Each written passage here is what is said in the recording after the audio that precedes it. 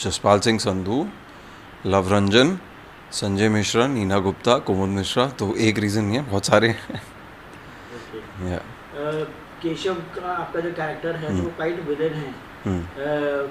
आप ना ज़्यादा डायलॉग है ना लाउड आउटबर्स्ट है, तो आपने कैसे डिसाइड किया इस कैरेक्टर का और डर शोर से नहीं साइलेंस से आया? ये preparation actually with the help of the and the guidance of the director only, Jaspal Singh Sandhu. I give him a lot of credit for it because उनको पूरी की पूरी ये दुनिया पता थी, उनको ये कैरेक्टर्स पता थे, तो वो काम आसान हो जाता है एक्टर का. तो जब हम इस पे काम भी कर रहे थे प्री प्रोडक्शन में, और जब हम शूट भी कर रहे थे, तो कुछ चीज़ें थी जो उनको दिखाई दी. क्या होता है कभी कभी जो किरदार निभा रहा है उसके ज़रिए से भी आपको एक लैंग्वेज मिल जाती है एक कैरेक्टर की, और वाइस वर्सा. तो बस शूट करते करते एक चीज़ स्ट्राइक की कि यार इसको इसको लुक्स में ही रखेंगे. डायलॉग्स जहाँ पे ज़रूरत नहीं है, क्योंकि कभी कभी क्या होता है हम एक्स्ट्रा दिखाने की कोशिश करते हैं डर को, हम नेगेटिविटी को through a lot of actions and through a lot of words हम दिखाने की कोशिश करते हैं. But more less is more का जो वो है फंडा, आई थिंक वो अप्लाई किया था जसपाल सर ने. I was 100% on board. I was like, okay, this makes sense absolutely. So it was during the shoot that we sort of graphed this whole thing. क्या आपने केशव केशव को सिर्फ ईवल के रूप में देखा है या उसके एक्शंस के पीछे कोई लॉजिक या जस्टिफिकेशन भी आपको दिखा है? देखिए, ईवल एक चीज़ है, बिकॉज मैं बुद्धिज़्म को मानता हूँ.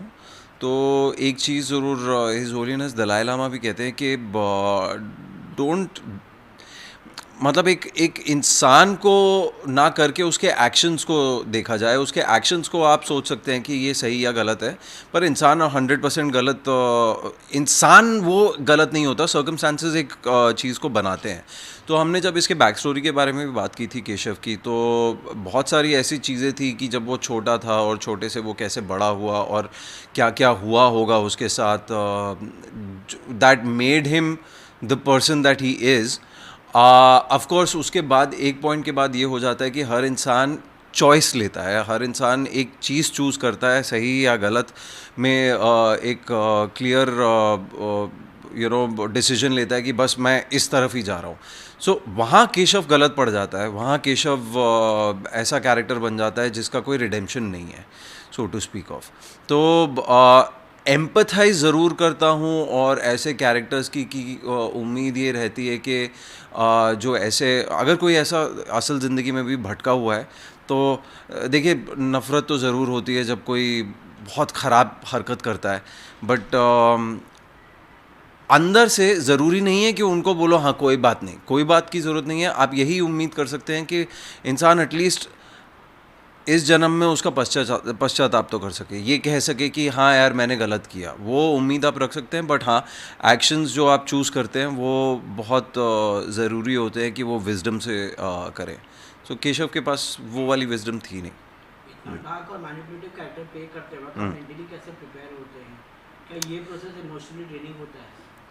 जी, ये मैं पहले भी ये अभी कहा था जैसे मैंने, कि जब आपके पास ऐसा निर्देशक हो जो जिसकी कहानी में इतनी स्ट्रॉन्ग पकड़ है, जिसको कैरेक्टर के बारे में हर कुछ मालूमात है, और ख़ुद से लिखी है उन्होंने, तो जब हम बैठे थे इसके बारे में, ऑफ कोर्स इनिशियली तो मैं थोड़ा सा वो था कि इसको मैं कैसे करूँगा, ये समझ में नहीं आ रहा. तो एक तो मतलब इनिशियली क्योंकि उनको इतनी जानकारी थी इंटरनली, तो उन्होंने कहा कि अक्षय कोई बात नहीं, हो जाएगा, अब हम लोग करेंगे साथ में मिल के करते रहेंगे, खेलते रहेंगे इसके साथ. दूसरा, जब आपको न्यूआंसेस पता चलते रहते हैं, जब आप बैक स्टोरी के साथ वर्क करते हैं, तो काम आसान हो जाता है. और फिर जैसे कि मैंने कहा कि जसपाल सिंह संधू सर की जो गाइडेंस है, उसने बहुत मदद की कि अच्छा इसको कैसे करना है. फिर एक चीज़ रह जाती है, मैं हमेशा कहता हूँ कि आप समझ लीजिए जैसे यूनिवर्स में, स्पेस में आपको अकेला छोड़ दिया गया हो, एक डीप स्पेस में छोड़ दिया गया हो, तो जो स्पेसशिप होती है उसके साथ आप हार्नेस से अटैच होते हैं. तो वो जो हार्नेस है वो सिर्फ एक चीज़ हो सकती है, सच्चाई. Like keeping like connecting yourself to the honesty of the scene that you are portraying. अगर आप कैरेक्टर के लाइक डॉग्स को गाड़ी के नीचे डालना मैं कभी सोच नहीं पाऊंगा रियल लाइफ में, लेकिन इस कैरेक्टर ने सोचा और बहुत ही ऐसे ही डाल दिया और ऐसे ही बैठ गया और उसके ऊपर रिएक्शन भी नहीं दिया उसने.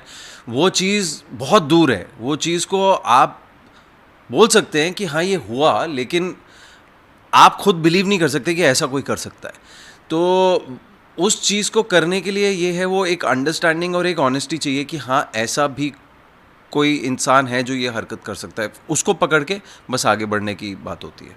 शूट के बाद केशव को स्विच ऑफ करना आसान था या कैरेक्टर आपके साथ घर तक आता था?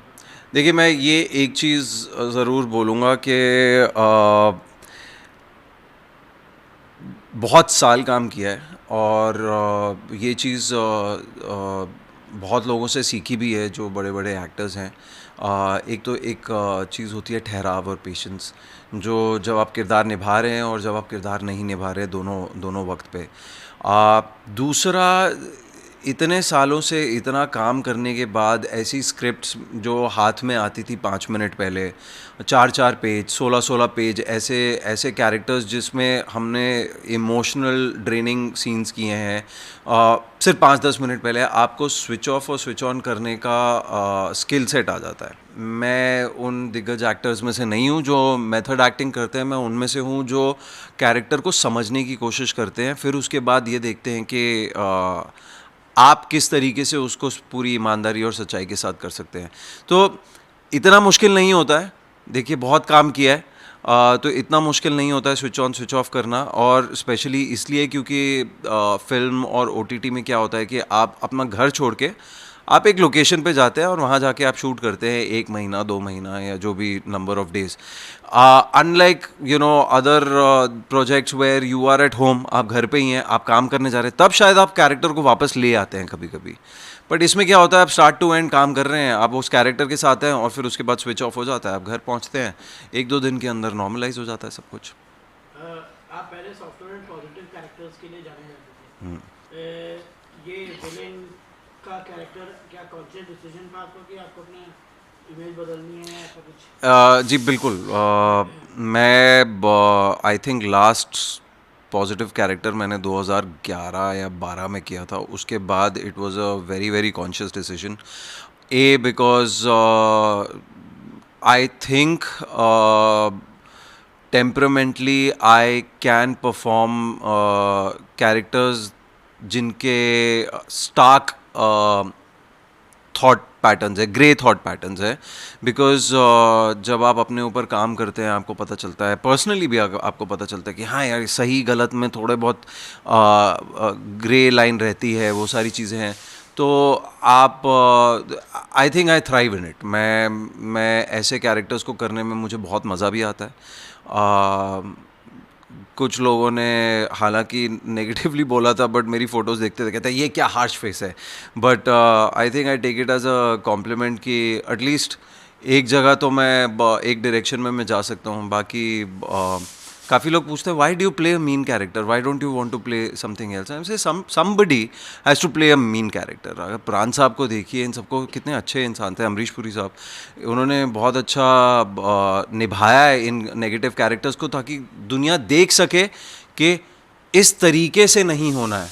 तो मैं तैयार हूँ उस मेंटल के लिए, मेरे को कोई इशू नहीं है.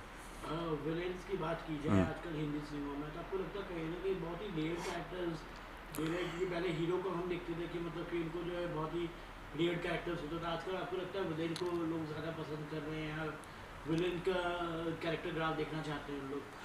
जी of course I think because कहानियाँ सिर्फ अच्छाई के बारे में नहीं हो सकती ना. मतलब हमारी लाइफ में भी अगर कोई किसी के ज़रिए से कुछ बुरा ना हुआ हो, किसी के उससे, तो आपकी अच्छाई तो ऊपर बाहर निकल के आ ही नहीं सकती. जब आपके साथ कुछ एक्सपीरियंसेस होते हैं, बुरे एक्सपीरियंसेस होते हैं, जो भी है, मतलब according to some people, because of some people या बिकॉज ऑफ सम सर्कमस्टांसेस, जब आपके साथ कुछ बुरा एक्सपीरियंस होता है और जब आप उससे उभर के बाहर निकलते हैं, तभी आप अपनी लाइफ में हीरो बन पाते हैं. तो ये तो लाइफ लॉन्ग, अगर आप कभी भी देखेंगे, महाभारत भी देख लीजिए तो दुर्योधन, अगर रामायण देख लीजिए तो रावण, उसके बिना महाभारत और रामायण लिखी ही नहीं जा सकती. तो ये तो हज़ारों हज़ारों सालों से ये चीज़ है, बुराई और अच्छाई दोनों साथ में ही है।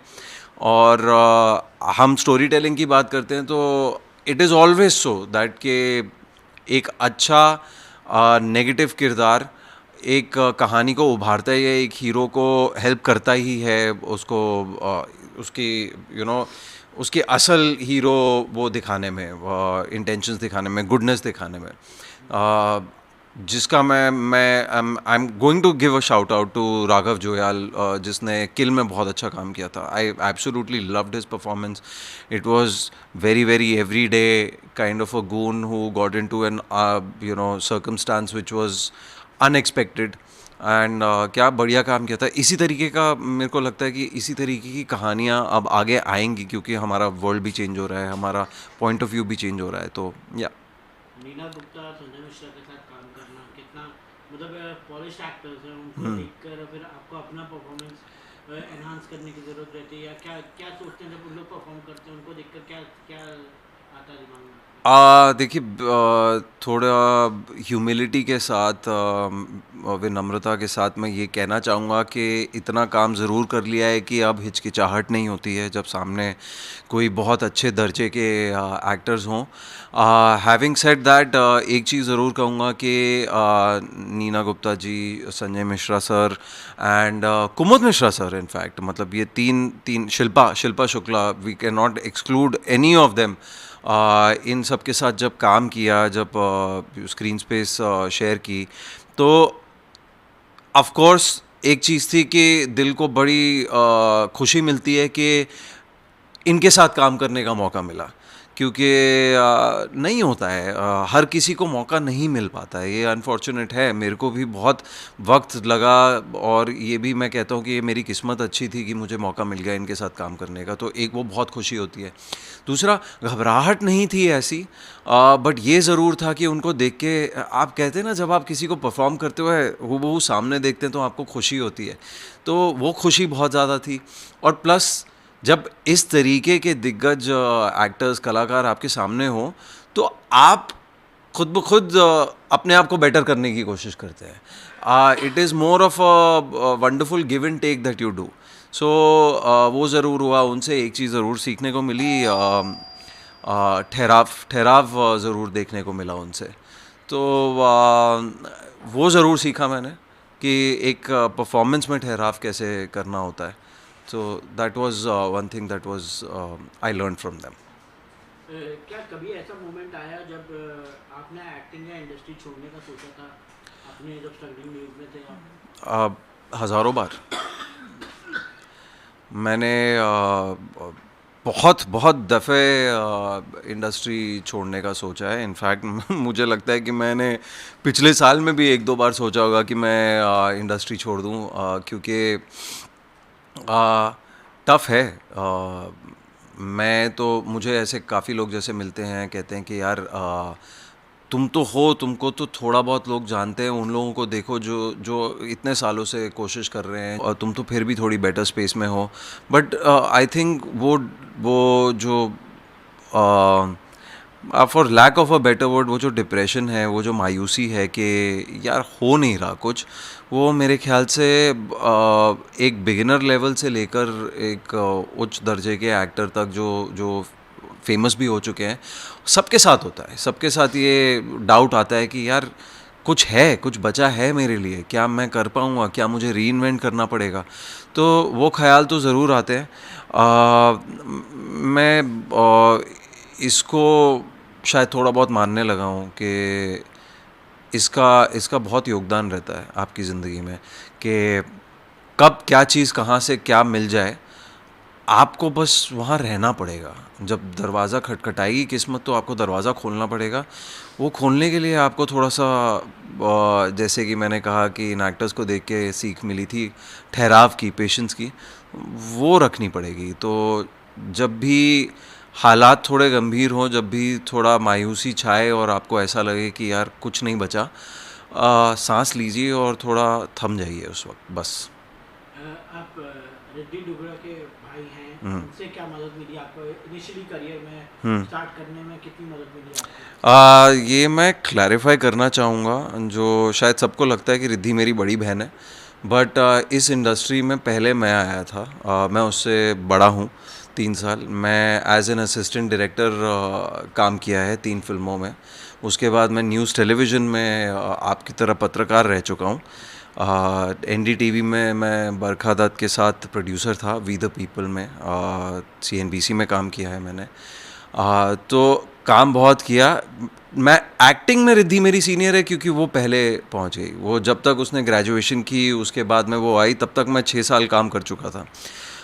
रिद्धि का पहला शो जब आया तो मैं फिर भी पर्दे के पीछे था। मैं EP भी रह चुका हूँ बहुत छोटे वक्त के लिए। मेरा, जैसे मैं कहूँगा इसकी बात है तो शायद मेरा एक्टिंग में एंटर करना लिखा था। मेरी किस्मत में लिखा था कि मुझे ये एक्सपीरियंस करना है। मैं एक स्टूडियो से ऐसे ही निकल रहा था और किसी ने पूछ लिया कि आप एक्टर हैं, और पता नहीं क्यों उस वक्त मैंने बोल दिया हाँ हूँ, और ऑडिशन के लिए बुला लिया और वो ऑडिशन हो गया और एक पहला काम मिल गया जो जो किया मैंने, जो आज तक मुझे मतलब बहुत अच्छा लगता है क्योंकि रोम कॉम था श्वेता गुलाटी के साथ। तो बहुत कुछ सीखने को मिला। उसके बाद बस एक्टिंग का कीड़ा एक बार आपको लग जाए, एक बार थोड़ा AC एनवायरनमेंट में बैठने का मौका मिल जाए तो फिर उसके बाद थोड़े बिगड़ से जाते हैं। बट उसके बाद में आप इस बात के लिए भी बिगड़ जाते हैं कि जब आप कैमरा ऑन होता है और आप परफॉर्म करते हैं तो अंदर से जो इलेक्ट्रिसिटी दौड़ती है वो कहीं और मैच नहीं कर पाते आप। लोग आपको इस प्यार को क्या नाम दूर से जानते हैं, तो उनका रिएक्शन वर्ड टू देखने के बाद क्या था? फैंस का क्या रिएक्शन आया?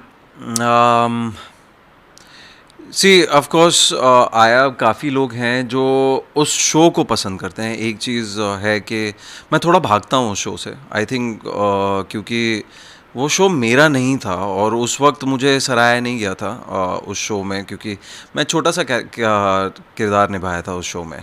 तो मैं सिर्फ उस हद तक उस शो को अपना मानता हूँ कि मुझे लाइफ लॉन्ग फैमिली मिल गई, मुझे लाइफ लॉन्ग फ्रेंड्स मिल गए उस शो से, जो आज भी मेरे साथ हैं। बट मैं प्रोफेशनली कहूँ तो उस शो ने मेरे लिए कुछ नहीं किया। और हाँ, ये ज़रूर है कि उसके बाद में जाके लोगों ने ज़रूर कहा कि आपका किरदार एक्चुअली बहुत अच्छा था, आपने बहुत अच्छे से निभाया।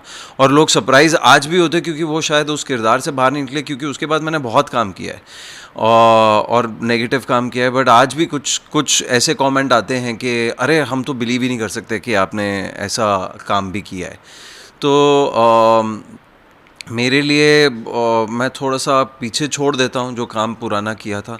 हाँ, पर मैं शुक्रगुज़ार ज़रूर हूँ कि जो भी आज भी मुझे सराहना दे का मेरी सराहना कर रहा है या मुझे सपोर्ट कर रहे हैं या कह रहे हैं कि आपको आगे बढ़ना चाहिए, आपका काम बहुत अच्छा है, और मैं उनके लिए हमेशा हमेशा शुक्रगुज़ार हूँ।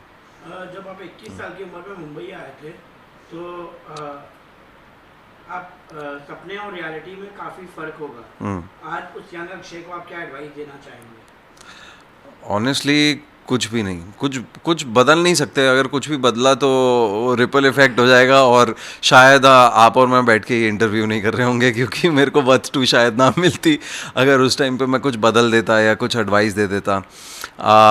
मुझे जो सीखना था, जो चोट खानी थी, जो गिरना था, वो होना ही था और उससे मुझे सीख लेनी ही थी। मैंने बहुत गलतियाँ भी की हैं, बहुत शायद मैंने ईगो में भी बहुत कुछ किया है। वो सब मुझे एक्सपीरियंस करना ही था, तो मैं शायद कुछ नहीं बदलूँगा। सारे उतार चढ़ाव हर किसी की ज़िंदगी में आते हैं, तो जैसा हुआ तो ठीक है। अब जब वर्ड टू जैसी परफॉर्मेंस मिल रही हैं तो आपके लिए ज़्यादा इम्पोर्टेंट क्या है? Strong script, fearless film makers, या ऐसे रोल जो आपका अनकंफर्टेबल फील है? देखिए, ऑनेस्टली एक चीज़ बोलूँगा कि वध को बहुत अच्छी अप्रिसिएशन मिली है, बहुत क्रिटिक्स ने सराहा है उसे। इतनी अच्छी फिल्म बनी है, मैं खुद कहता हूँ, मेरे को आज तक अभी तक जो लोग मेरे पास आते हैं जिन्होंने ये इस पिक्चर को देखा है, वो हमेशा यही कह रहे हैं कि क्या बढ़िया फिल्म बनाई है, क्या ये तो देखनी चाहिए, ये फिल्म बहुत बहुत अच्छी है। तो उस बात की बहुत खुशी है। बट लेकिन इसके बाद भी देखिए, काम मिलना ना थोड़ा मुश्किल है, क्योंकि बहुत अच्छे अच्छे एक्टर्स भी हैं जो बैठे हुए हैं। मैं तो उम्मीद कर सकता हूँ कि कोई मेरा काम देख के ये कहे कि हाँ यार, अच्छा काम किया, इनके साथ काम करना है। मैं सिर्फ इतना कहूँगा, I am open to all. मैं शॉर्ट फिल्म्स भी करना चाहूँगा, मैं इंडिपेंडेंट फिल्म मेकर्स के साथ भी काम करना चाहूँगा, बड़े प्रोजेक्ट्स मिलेंगे ज़रूर करना चाहूँगा। हाँ, ये ज़रूर है कि थोड़ा आप बिगड़ जाते हैं। वध 2 जैसा किरदार निभाने के बाद आपको लगता है कि यार कुछ ऐसा ही मिले तो बहुत बढ़िया बात है। तो आई थिंक मोस्ट इम्पॉर्टेंटली यही होगा कि अच्छी कहानियों के साथ और अच्छे कलाकारों के साथ काम करने का मौका मिलेगा, मैं सर झुका के काम कर लूँगा। लास्टली ऐसे कौन से एक्टर्स या ऐसे कौन से डायरेक्टर्स के साथ आपकी मैनिफेस्टेशन है कि आपको काम करना है? पर्सनली सर एज सच कोई नहीं है। अब जैसे क्या मैनिफेस्टेशन थी, मैंने तो सपने में भी सोचा नहीं था कि पहली फिल्म बाहर आएगी और वो भी आएगी तो संजय सर, नीना मैम और कुमुद सर के साथ आएगी। तो जब मैनिफेस्टेशन ही नहीं की और हो गया, तो मैं यही उम्मीद करता हूँ कि जो भी हो सब अच्छा हो। बस मैं दरवाज़ा खोल के वेट करने को तैयार हूँ। ओके, लास्टली फ्यूचर प्रोजेक्ट्स और क्या क्या हैं और क्या मैसेज देना चाहेंगे अपने फैंस को? मैं सबसे ज़्यादा ये मैसेज देना चाहूँगा कि प्लीज़ वध 2 अभी भी सिनेमाघरों में है। इस पिक्चर को बहुत अप्रिसिएशन मिली है। सब लोग जो भी देखने गया है, क्रिटिक से लेकर जो भी ऑडियंस है बाहर, जो भी देखने गया है, सब ने इसके बारे में प्रशंसा की है, इसके बारे में मुझे कंग्रेचुलेट किया है कि कितनी अच्छी फिल्म बनी है। मैं सिर्फ इतना कहना चाहूँगा, देखिए, अच्छी कहानियाँ बड़ी मुश्किल से बन पाती हैं आज की डेट में हमारी इंडस्ट्री में। या तो ब्लॉकबस्टर बनती है या फिर नहीं बनती है। हमारी किस्मत अच्छी थी कि हम ये पिक्चर बना पाए और इसको सिनेमा हॉल में ले जा पाए। पर ऐसी पिक्चरों का सिनेमा हॉल में आना, ऐसी पिक्चरों का बनना, ताकि आप लोग जो कह रहे हैं कि ओटीटी में देखें, उसका ओटीटी में भी पहुंचना जभी बनेगा जब आप लोग सिनेमा घरों में जाएंगे और ये पिक्चर देखेंगे। ये बॉक्स ऑफिस कलेक्शन की भी बात नहीं है, ये बात है कि आप घर से बाहर निकलें, आप सिनेमा घरों में जाएं, टिकट खरीदें और दिखाएं लोगों को, और दिखाएं प्रोड्यूसर्स को, और दिखाएं कॉरपोरेट स्पॉन्सर्स को कि देखिए, हम अच्छी पिक्चरें देखने को तैयार हैं, आप बनाएं। तो मेरी सिर्फ और सिर्फ ये दरख्वास्त रहेगी कि प्लीज़, अभी भी पिक्चर सिनेमाघरों में है, आप देखें, आप सराहना करें इसकी, ताकि हम और अच्छी पिक्चरें बना सके। वरना फिर हम यही कहेंगे कि अच्छी पिक्चरें आजकल बनती नहीं हैं और अच्छी पिक्चरें ओटीटी पे आती नहीं हैं।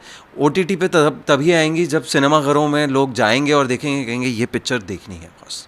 अच्छा, एक और चीज़ जानना चाहेंगे आपसे कि रुद्धि जो है 250 के शो में गई है, तो क्या मैसेज देना चाहेंगे उनको और कितनी स्ट्रॉन्ग कंटेंट लग रही है? देखिए, मैसेज तो उस तक पहुंचेगा नहीं पर हाँ, जाने से पहले उससे ज़रूर बात हुई थी। थोड़ी नर्वस भी थी क्योंकि आज तक वैसा वाला रियलिटी शो किया नहीं है, तो एक्सपेरिमेंट ही था एक तौर से। एक तरीके से एक पर्सनल एवोल्यूशन के लिए इंसान करता है, अपने आप को ऐसी सिचुएशन में डालता है जो डिस्कम्फर्ट वाली सिचुएशन होती है, जहां आपके कंट्रोल में कम चीज़ें होती हैं। तो आपका वैल्यू सिस्टम टेस्ट होता है, आपका कैरेक्टर टेस्ट होता है। तो यही बात हुई थी कि देखो, अंदर जाओ, अपना वैल्यू सिस्टम पकड़ के जाना।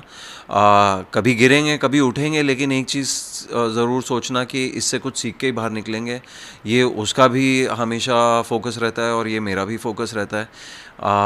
तो यही पकड़ के गए हैं और अभी तक जितना सुनने को मिल रहा है, जो भी देखने को मिल रहा है, उसमें वो कोशिश यही कर रही है और उस कोशिश को मैं सेलिब्रेट करता हूँ, and I congratulate her on that. That's about it.